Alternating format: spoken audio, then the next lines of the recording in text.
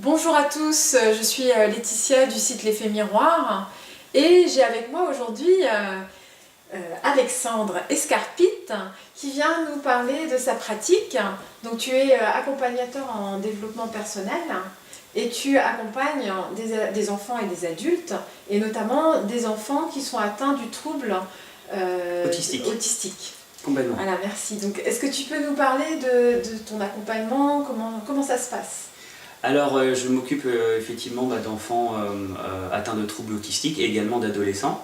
Alors, c'est vrai que parmi les patients que je peux avoir dans ce domaine-là, il y a des enfants qu'on appelle des enfants cristal. Donc, certains connaissent peut-être cette appellation-là. Ce sont des enfants qui sont hautement connectés au monde invisible, qui est partout autour de nous, et perçoivent des choses que nous sommes incapables nous-mêmes de percevoir. Donc c'est pour ça que certaines personnes considèrent des enfants atteints ou des adolescents atteints de troubles autistiques comme des enfants qui sont plutôt en retard ou amoindris. J'ai pas du tout ce point de vue-là. Bien au contraire, pour moi ce sont des enfants qui sont effectivement différents de d'autres, mais ils auraient plutôt quelque chose en plus que quelque chose en moins.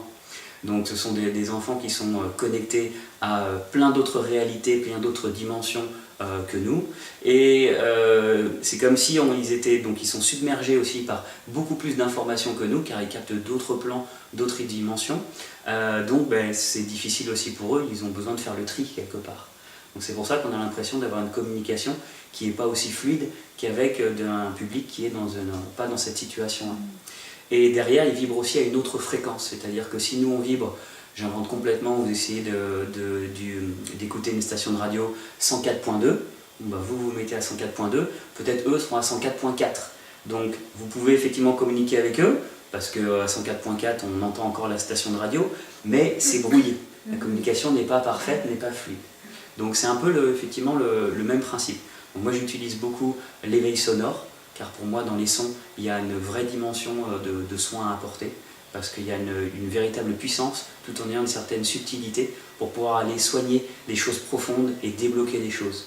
Et derrière on peut avoir, en alliant ça avec des techniques liées au magnétisme, au reiki et au chamanisme amérindien que je pratique, derrière des améliorations parfois assez rapides en termes de certaines capacités cognitives.